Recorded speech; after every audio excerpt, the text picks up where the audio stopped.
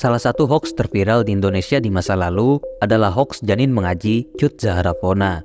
Hoax ini viral pada akhir tahun 1970-an, di mana hoax ini telah menipu banyak masyarakat Indonesia, mulai dari masyarakat biasa hingga pejabat-pejabat negara di masa itu.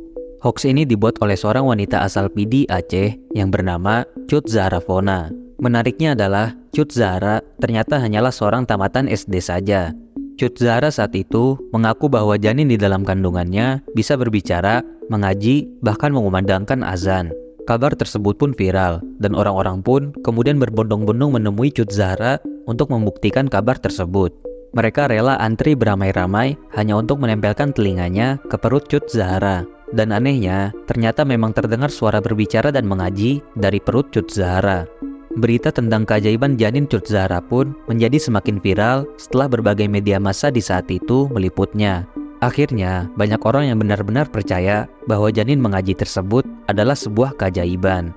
Apalagi, banyak orang yang kemudian kerap mengait-ngaitkan hal ini dengan agama, dan dengan mentah-mentah menepis logika dan akal sehat. Viralnya janin ajaib Cut Zahra ini bahkan terdengar hingga ke negeri jiran Malaysia. Bahkan, Perdana Menteri Malaysia saat itu, Tengku Abdul Rahman Putra, meyakini bahwa hal tersebut bisa saja terjadi jika Tuhan berkehendak. Keviralan Cut Zahra pun juga menarik perhatian dari Wakil Presiden Indonesia saat itu, yaitu Haji Adam Malik. Beliau bahkan sempat mengundang Cut Zahra ke Istana Wakil Presiden, dan beliau juga sempat menempelkan telinganya ke perut Cut Zahra untuk mendengarkan suara janin tersebut. Meski sebagian besar masyarakat saat itu percaya dengan janin mengaji Cut Zahra, tetapi tentunya pasti ada pihak-pihak yang skeptis dan meragukan hal tersebut.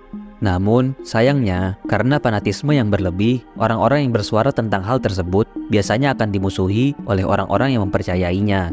Salah satu orang yang menyuarakan hal tersebut adalah Dr. Herman Susilo, Kepala Kantor Wilayah Kesehatan DKI Jakarta saat itu.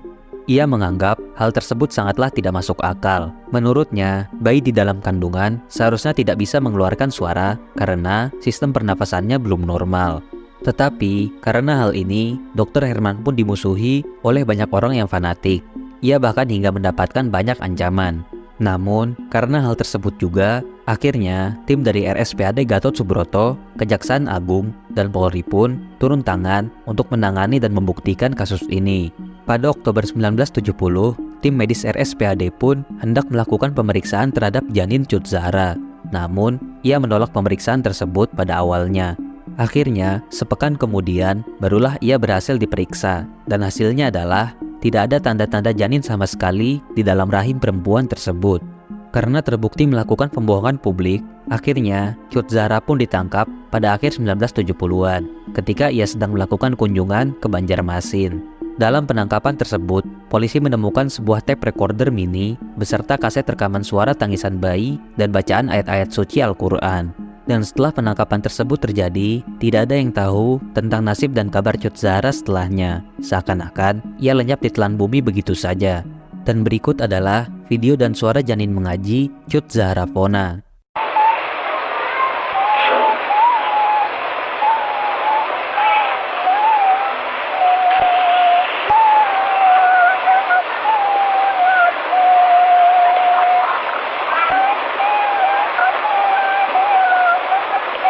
Assalamualaikum.